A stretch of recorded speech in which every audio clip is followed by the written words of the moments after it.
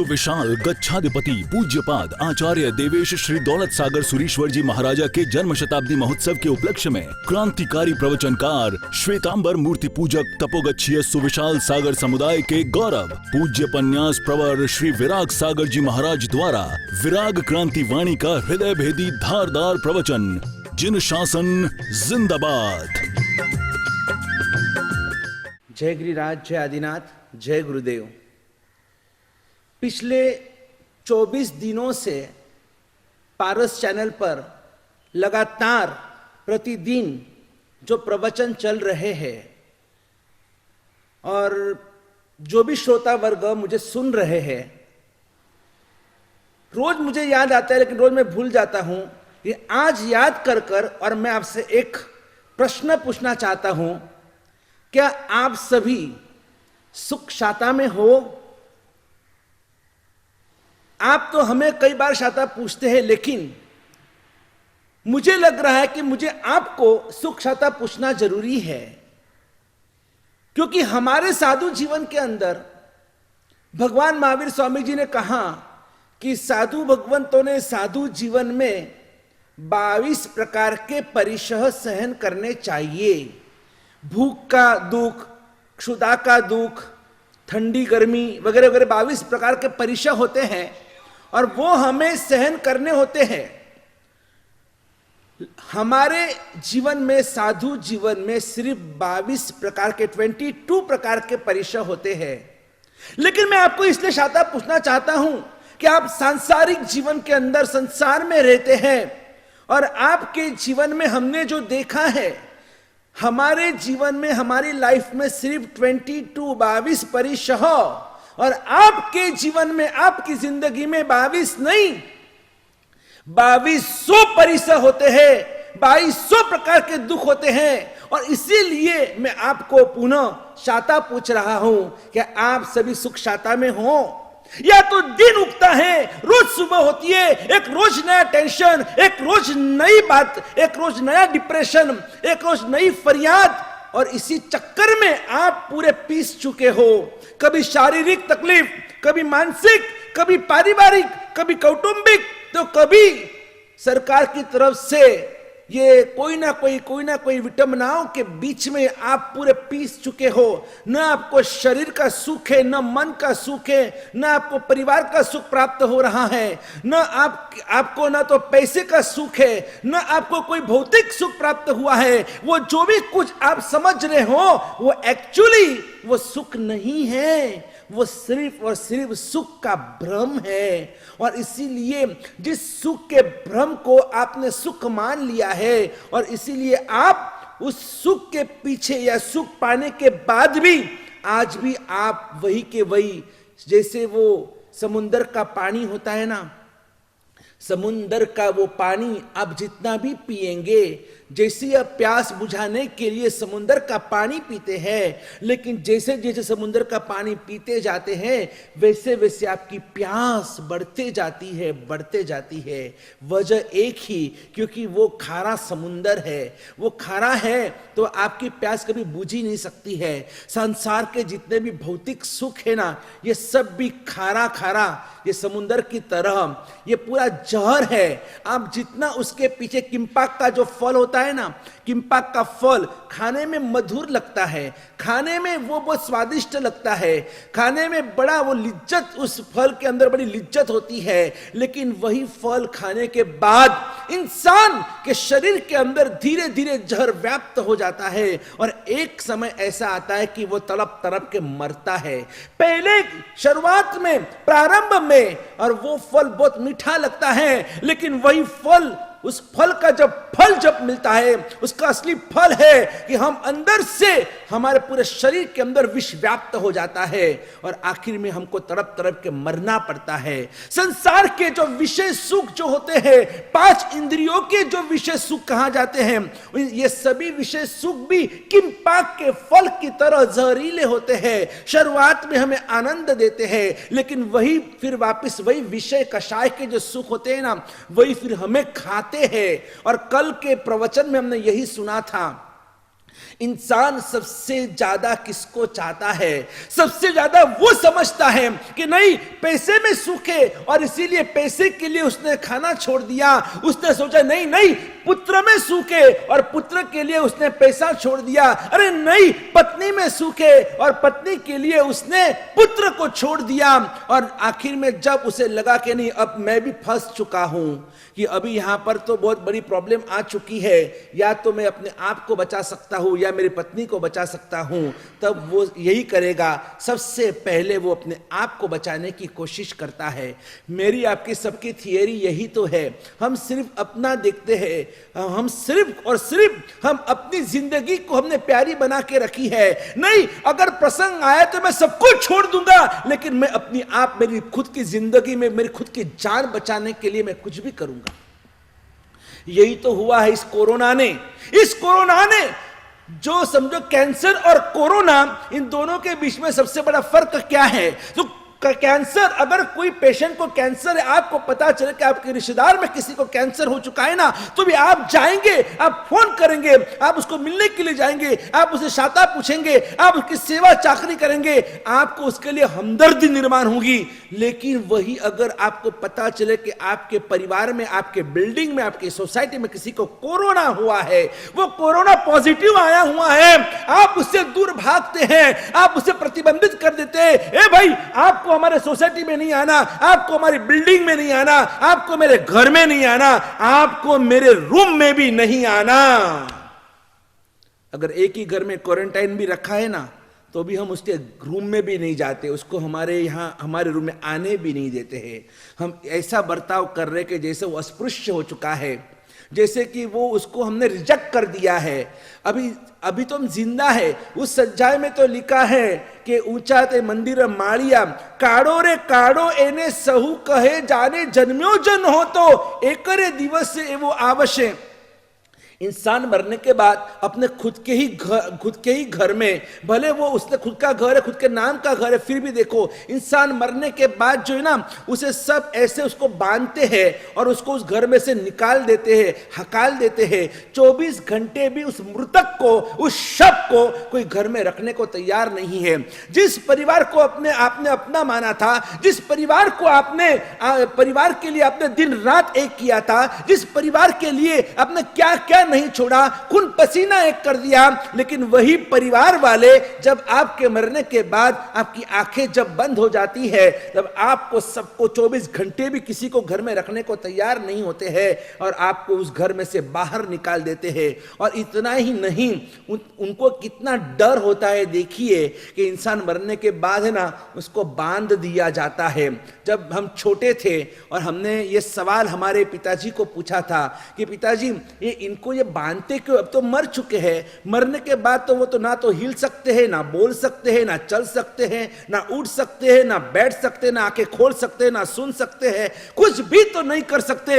हम तो कहते कि वो मर गया तो कुछ नहीं, वो तो निश्चल रूप से वो ऐसे उसका शव पड़ा हुआ है।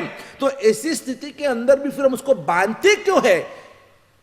तो पिताजी ने कहा कि देखो, लोगों को डर होता है कहीं ये मुर्दा वापस खड़ा न हो जाए, बोलने न लगे, कहीं ये वापस ये अगर जाग गया, वापस जिंदा हो गया तो अनर्थ हो जाएगा, लोग डर जाते हैं।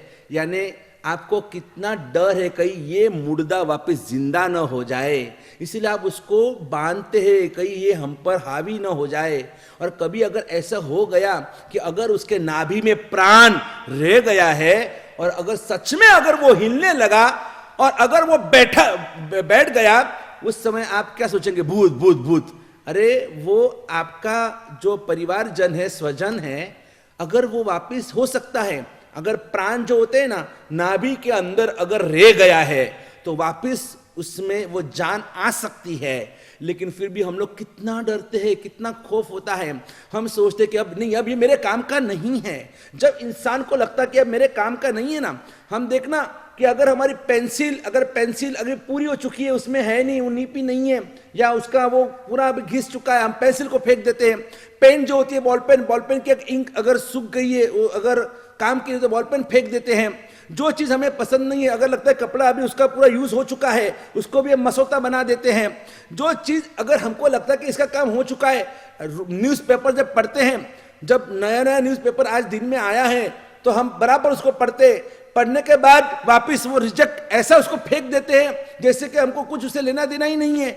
बच्चे भी देखो स्कूल जाते समय बैग को बराबर, किताब बराबर उसको संवारते हैं, बराबर उसको लगाते हैं, लेकिन जैसे स्कूल छूटने के बाद घर में आते हैं बैग को फेंक देते हैं। ये हमें सभी को फेंकने की आदत, कोई भी छोटी बड़ी कोई भी चीज हमारे हाथ में होती है, जब उसका काम पूरा हो जाता है हम उसे फेंकने में हम बड़े होशियार हो चुके हैं, हम बहुत एक्सपर्ट हो चुके हैं कि हमारा काम का नहीं है, उसको फेंक दो, रिजेक्ट कर दो। यही तो हमारी हालत हो गई है आज। हमारे देखो पहले के जमाने में गाय बैल भैंस ये सभी पशु पंखियों को पाला जाता था, लेकिन जब आज की हालत देखो लगता है कि अब ये पशु पंखी बुढ़े हो चुके हैं और उन्हें इंसान, वो जो किसान होता है वो इंसान भी आज उन पशुओं को भी कत्ल खाने में छोड़ देता है या रास्ते पे छोड़ देता है। आप देखना कहीं आप पूरे हर गांव में देखो तो कितना ये एक परेशानी हो चुकी है कि जहां देखो गौवंश रास्ते पे आ चुका है। हाँ, आपको कभी कोई भैंस देखने को नहीं मिलेगी रास्ते में, आपको कभी कोई घोड़ा रास्ते में देखने को नहीं मिलेगा, लेकिन आपको गाय बछड़ा ये सब प्राणी आपको देखने को मिलेंगे। क्यों पता है आपको? क्योंकि चलो ठीक है कि इंसान इतना तो सोचता है कि वो गौ माता है, बाकी सब प्राणी इसलिए देखने को नहीं मिलते हैं क्योंकि जैसे उसमें से रस कस निकल गया, अब वो दूध नहीं देता है, वो भैंस दूध नहीं देती है, कुछ किसी काम के नहीं है। वो सभी जानवरों का तो आखिर उन सभी को कत्ल खाने में बेचा जाता है। घोड़ों को भी कत्ल खाना चल रहा है, ऊंट के भी कत्ल खाने चलते हैं, और गाय भैंस बकरी ये सब के कत्ल खाने चल रहे हैं। लेकिन फिर भी जो इंसान को थोड़ी भी बुद्धि है वो सोचता कि नहीं भाई ये गौ माता, जो हिंदू होते हैं वो समझते भाई गौ माता है, इसमें 33 करोड़ देवी देवता का निवास है, तो उसको हम कत्ल खाने नहीं देंगे। इसलिए ऐसे पशुओं को वो रास्ते के ऊपर छोड़ देते हैं और फिर वो भटकते भटकते कचरा खा के, गंदा पानी पी के, प्लास्टिक खा के और आखिर तड़प तड़प के, और वो सब हमारी गौ माता जिसको हम माँ का दर्जा देते हैं, जिसकी हम आरती उतारते हैं और जिसको हम 33 करोड़ देवी देवताओं का निवास स्थल मानते हैं, और ये सभी कमौत से मर रहे हैं। पिछले 7 साल से हम लोग पालितना जीवदया हेल्पलाइन चला रहे हैं। रोज कितने केसेस आते हैं, रोज नए नए प्रकरण आते हैं। किसी ने गाय की पूंछ काट दी क्योंकि वो खेत के अंदर वो अनाज खाने को आई थी, किसी ने गाय की आंखें फोड़ दी, तो किसी ने गाय के कान काट दिए, किसी ने गाय के ऊपर एसिड फेंक दिया। कितने सारे केसेस। इंसान सिर्फ और सिर्फ यही सोचता है कि नहीं, जो मेरे काम का नहीं उसे मरना है या उसे फेंक देना है, वो मेरे काम का नहीं तो मुझे नहीं चाहिए। और देखो ये कुत्ती जो होते हैं ना, कुत्ती जब वो अपने बच्चों को जन्म देती है और वो कुत्ती भी अगर उस समय उसे खाना नहीं मिला, पहले के जमाने के लोग कितने उदार थे, कितने दयावान थे। वो देखते थे कि इस कुत्ती के अभी दिन भर चुके हैं और वो अभी बच्चे को जन्म देगी, तो उस कुत्ती के लिए गरम गरम शीरा बनाते थे, शीरा गरम गरम उसके लिए भोजन बनाते थे। नहीं तो अगर हम उसको खाना नहीं देंगे तो कुत्ती का स्वभाव होता है कि अगर उसे खाना डिलीवरी होने के बाद अगर उसे खाना नहीं मिला तो आखिर में वो भूख सहन नहीं कर सकती है और वही कुत्ती अपने बच्चों को खा जाती है। इसीलिए तो वो कुत्ती है कि वो अपने बच्चों को ही खा जाती है। और जो नागन होती है ना, नागन, वो भी जब अंडे देती है और एक गोल राउंड करती है अपने पूंछ से, और अगर जब वो अंडे में से बच्चे निकलते हैं और जो बच्चा उस राउंड को, उस लक्ष्मण रेखा को पार कर दे और जो बाहर निकल जाते हैं, तो उनको वो नागन, वो सांपन जो होती है ना, उसको छोड़ देती है और जितने अंदर रह गए उन अपने ही बच्चों को वापस वो खा जाती है। वो नागन वापस खा जाती है। जिस बच्चों के लिए हम इतना प्यार और हम कितना वात्सल्य भाव हम जताते हैं, आखिर वही बच्चे जब लगता है कि हमारे सुख में पत्थर है तो उसका कांटा निकालने में भी हम तैयार हो जाते हैं।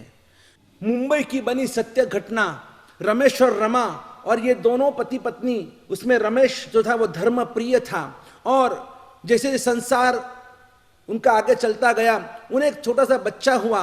उस बेटा होने के बाद और एक दिन उस रमा ने अपने पति से कहा कि स्वामीनाथ, आज हमारी एनिवर्सरी है तो चलो आज हम पिक्चर देखने को जाते हैं।